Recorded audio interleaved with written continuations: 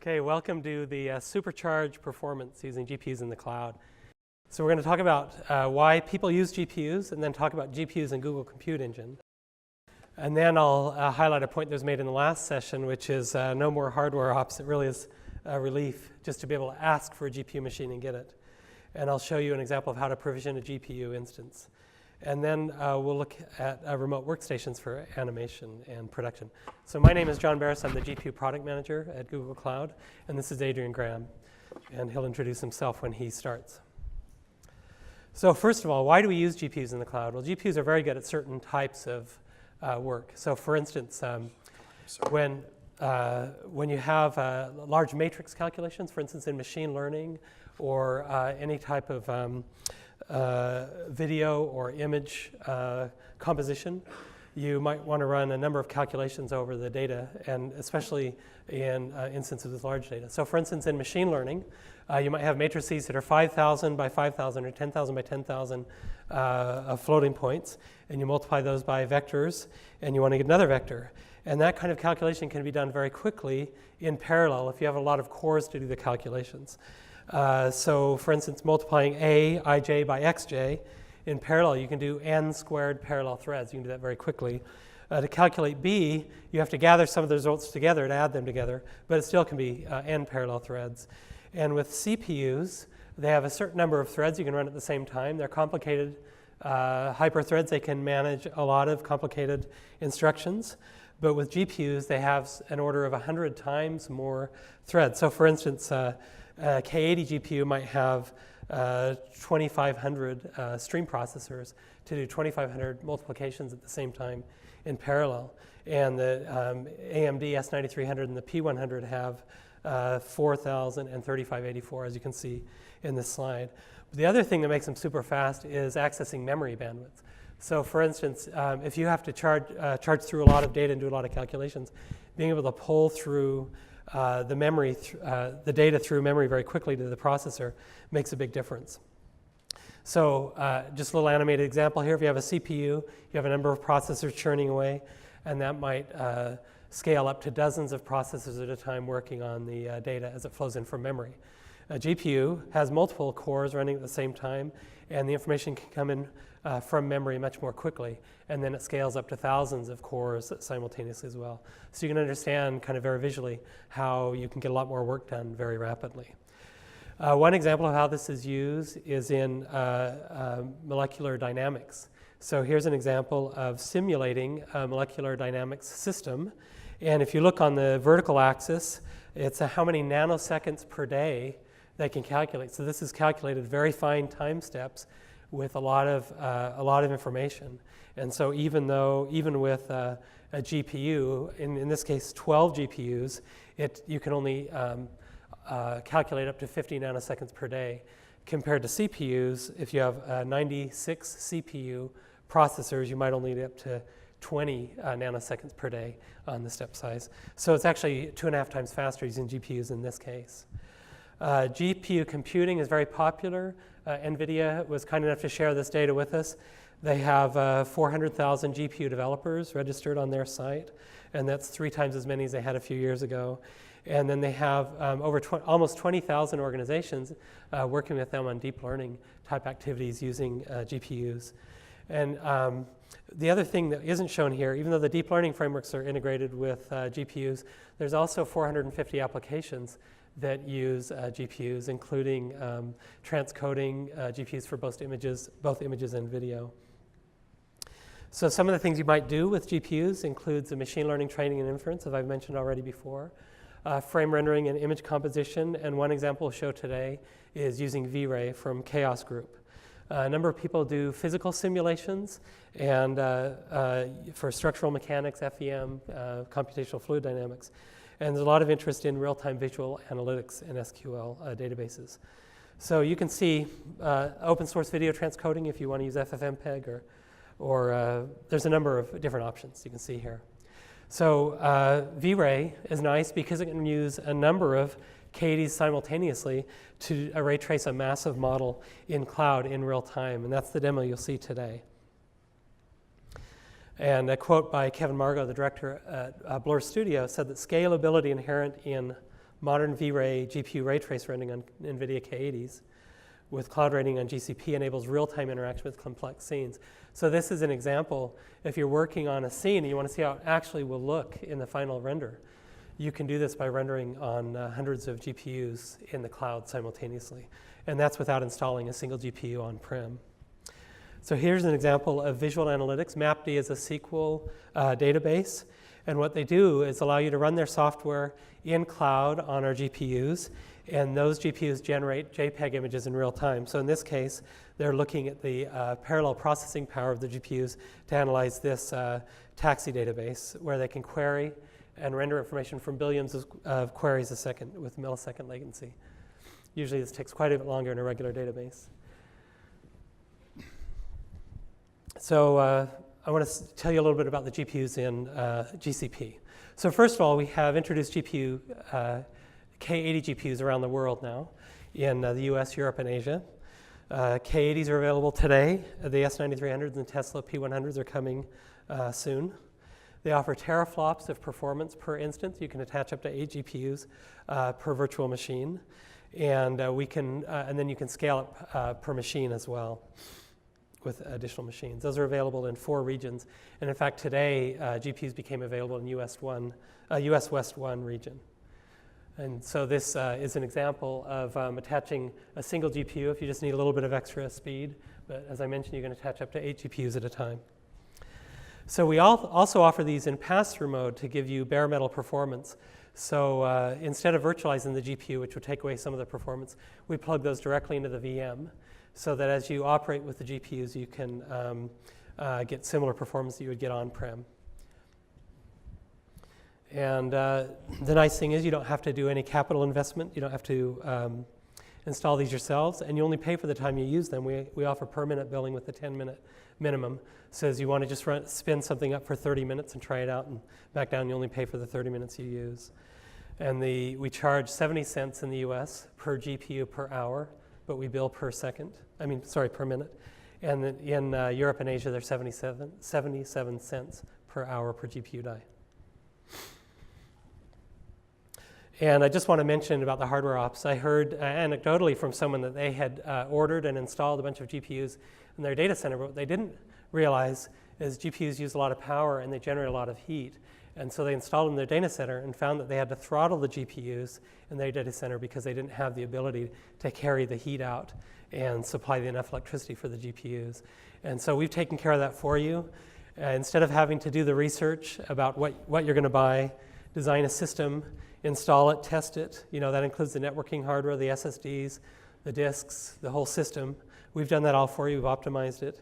You don't have to provision physical space and racks and power and cooling. All you have to do is go to the console and ask for a GPU or more. And we do the assembly and test. In fact, we test it before we give it to you to make sure that it's working. We take the ones that are failing out of service. And we take care of all the power and cooling. So how easy is it to do it? You can provision a GPU instance just by going to the console, click on Create Instance. Under Create Instance, you can find something that says Customize the machine type, and there's a little link that says GPUs. And in that link, you can choose the GPU type. Today, it's just the one type. And you can choose the number of GPUs you want, from 1 to 8, 1, 2, 4, or 8. And then you click on Create. If you prefer to operate with a command line, you can provision it with a command line as well, as shown in this command line here.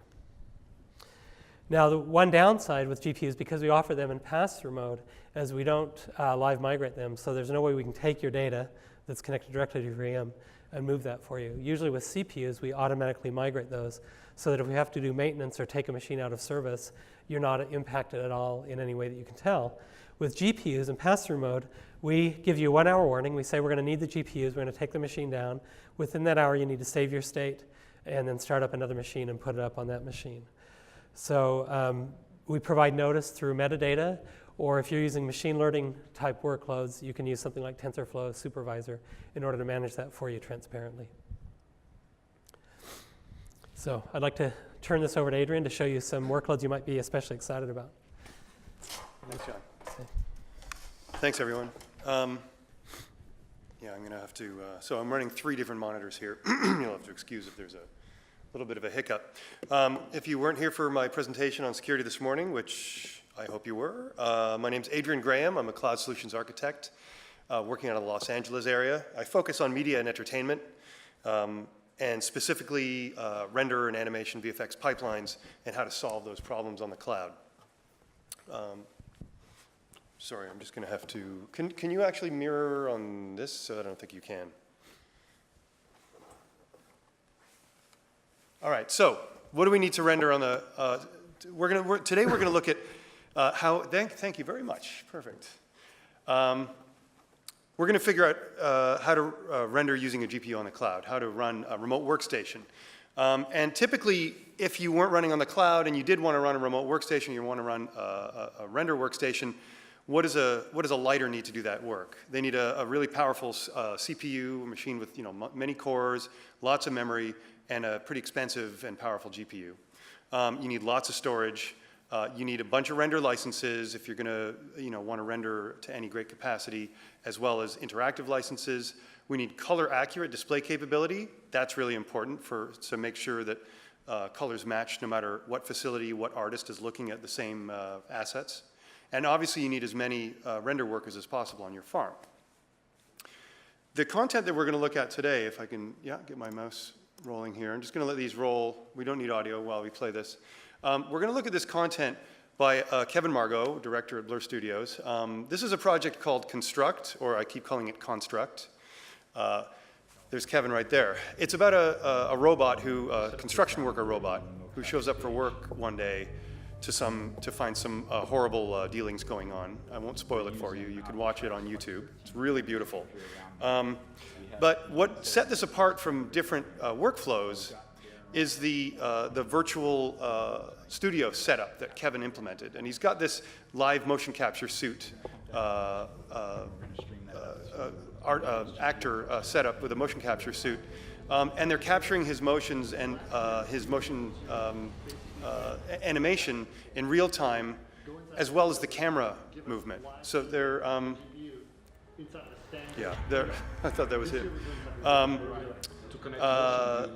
They're also using a virtual camera setup such that they can track the camera motion in 3D without having to capture it with something like a RED or an ARRI camera.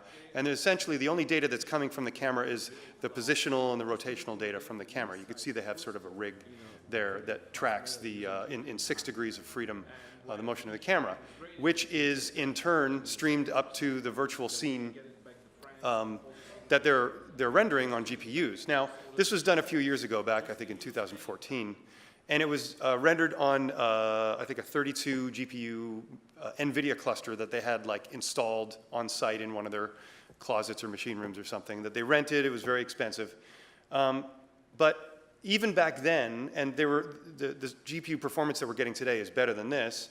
The performance that they were getting was really, really good. It's essentially real-time ray tracing using Vray RT, which is like a real-time solution.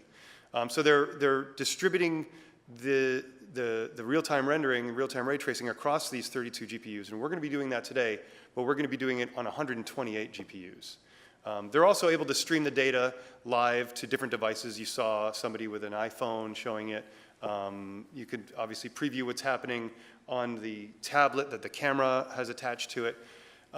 And this is an extremely lightweight and easy to set up solution that you can assemble with relatively low cost compared to something like a professional setup like you'd have at IMD or on set at Weta or something like that.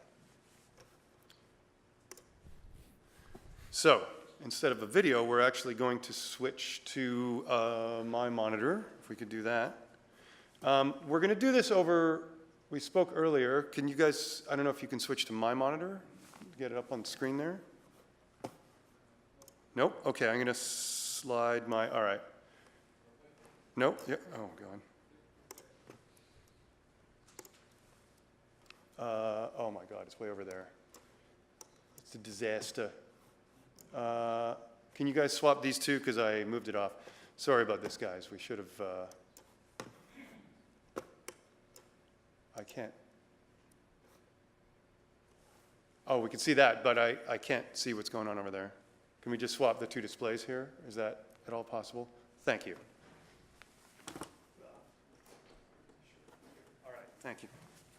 We don't worry about that. Okay, so what we're looking at here, not very interesting, but we're going to start off, we're going to run this over PC over IP, which is, Teradici offers a, they designed a protocol called PC over IP, which is a video encoding remote desktop protocol. And we've got a software client running just on my Mac laptop here. And I'm going to log in, and it'll take a second. I'm not sure how many windows, how many displays the Windows instance is going to recognize, because I haven't tried this with, I've got 2 external monitors hooked up here. But what I've got is I've got a virtual machine, a Windows box running in US Central 1, which is in Iowa, which is about 40 millisecond ping time away round trip. There we go. And I've already got my scene loaded and my my render workers queued up. And we're going to go, after this, I'm going to show you the demo. We're going to go over how we built this. This is Windows trying to rectify the number of screens that it's got displayed here, hoping that it's only going to show, okay, that's not bad. You can't see my screen, but I'm going to drag that over there. There we go. All right. So this is a 3D Studio Max scene. Kevin did the project in Studio Max. And we're using a little bit of an older cut of Windows because of some plugins that we're using, but I don't want to talk about that. That's not very interesting. But we've got these two robots in the scene, and they're fighting, and they're doing cool stuff. But what we can show you is, got the this is the render setup in it's the generic render setup in some parts for 3D Studio Max, but this is the Vray RT setup. We're specifying the Vray RT as our renderer, and I've got a list of IP addresses. These are the internal IP addresses of machines that are running on my network that are acting as render workers. They're Linux boxes, actually, serving this Windows render. And if you look over here, let me drag this window over here without, I keep doing that, just one second.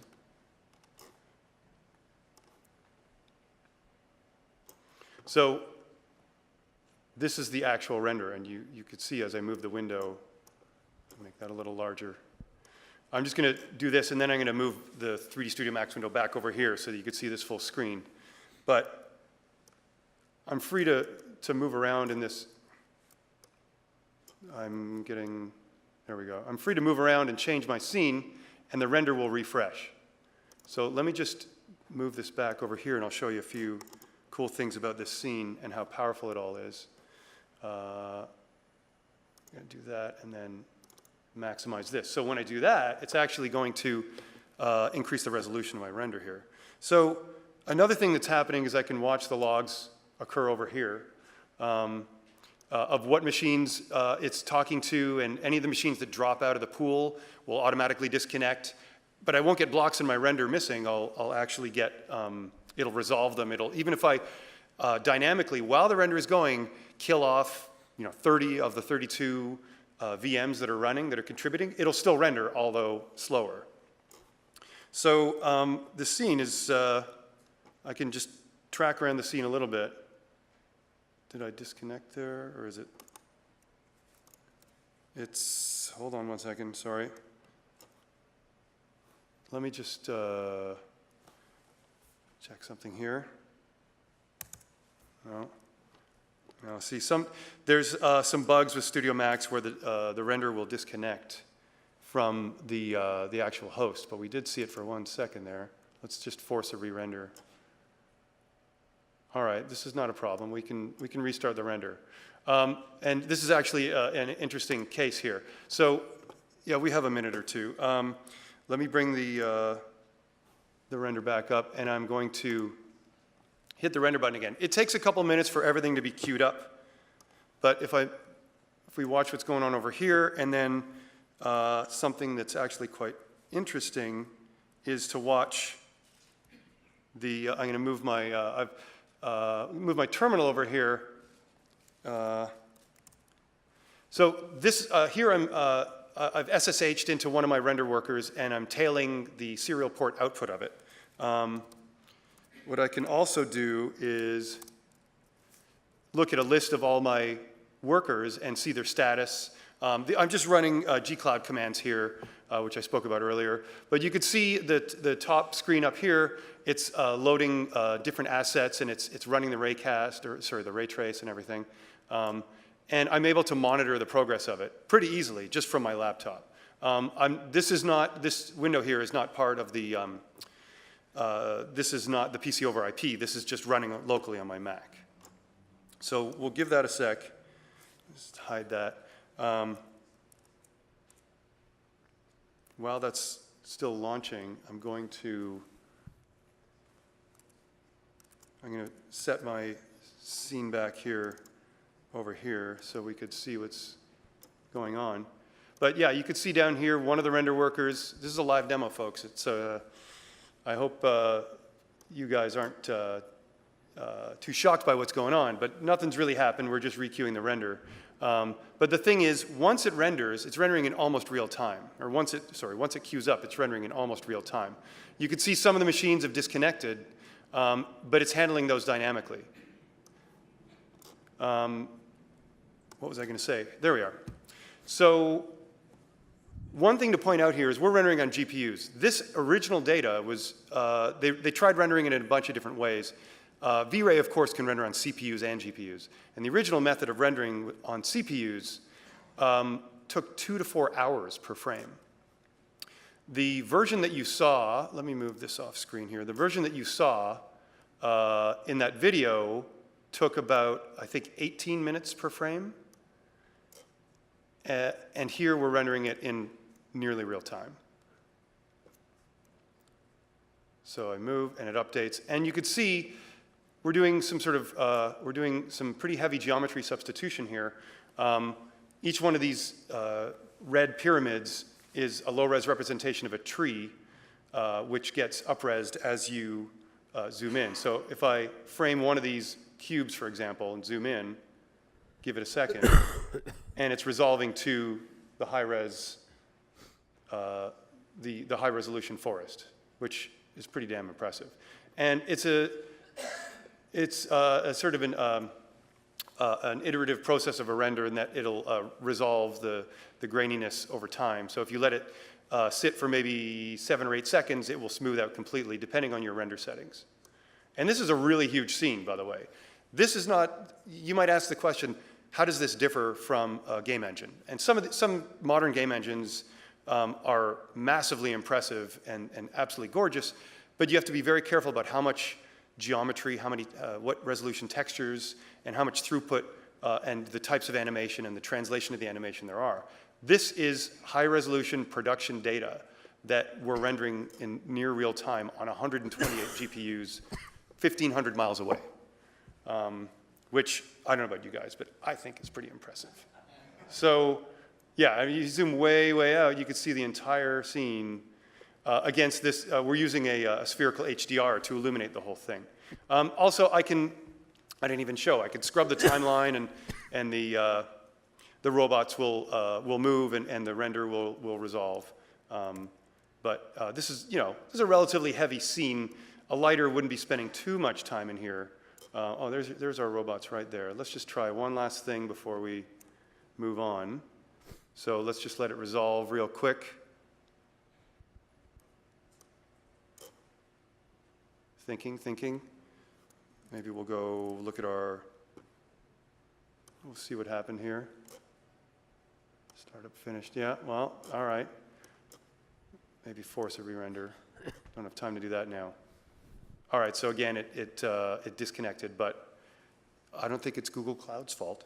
All right, so, sorry, can we just switch these two displays again? Because we're gonna go back to, I'd like to go back to the presentation. So how do we do all this? I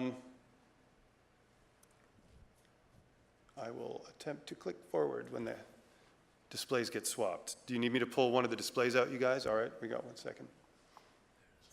I'll be around for questions after there it this, is. of course. It is up there, thank you. I just want to be able to. All right, oh no, it's too far forward, I'm sorry. Nobody look. All right, so how are we doing all this? Well, we saw an architectural diagram earlier today of a hybrid cloud rendering scenario. Well, this might look familiar, this should look familiar, but there's a couple main differences here, and that's this here. We're not using a zero client, which is an actual hardware device that runs a K80 protocol. We're using a software client, which there's one for Mac, Windows. I think there's even ones for iOS, which is really cool. So I'm running that on my laptop, and I'm piped into a remote desktop to a Windows workstation running the K80, it's called an agent. They supply an agent for Windows and for Linux. I've worked successfully over a Linux box recently as well. We're piped directly to these render instances and running Vray RT. And that's pretty much the same setup that I showed this morning. This is a much more elaborate setup. I'm not running an asset management database or any type of IAM integration, but I don't need that because it's just me doing this demo, but it is completely possible to synchronize your user base, what user is running and what users have permission to run on these remote workstations. To create the workstation, I'm just going to step through at a very high level the building blocks of creating these things. First, we want to create a workstation to run the K80 agent on and to run the software on. Pretty standard, but there's three important points that I want to call out. We have GPUs available in a number of zones. You can see some of them here. Like John said, US West 1 just opened up today, I believe. You could choose the type and the number of attached GPUs. This is, of course, doing it from the command line. John showed quickly how to do it from the console, but because I like to script some of these some of this functionality, I'm going to do it through the G-Cloud tool. Obviously, right now we only have the K80s available, but the P100s are coming soon. We have 1 minute left. Number three, we're going to attach a GPU to our Windows instance. You can attach it to different types of instances. Create the render worker. We're going to set up our worker in the same zone. We're going to basically create the perfect image with all the software and all the license hooks that we need. We're going to add that. We're going to create an instance from that, and then we'll shut off that initial prototype worker and create an instance and an image and a template from that. Take the template, and with a startup script, you could see down at the bottom, I'm sorry, I have to speed up a bit here.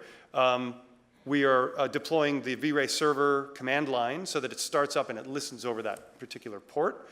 And then we launch a managed instance group, which is essentially we only need one single command to run 32 of those different, 32 of the same instances in the same scenario, or running the same image in the same zone. I use some of these useful commands, but I don't really have time to go over this here. But for any more information, check out, cloud.google.com/GPU. It tells you all about how to provision, the prices, the costs are, what we're offering, etc. So thank you.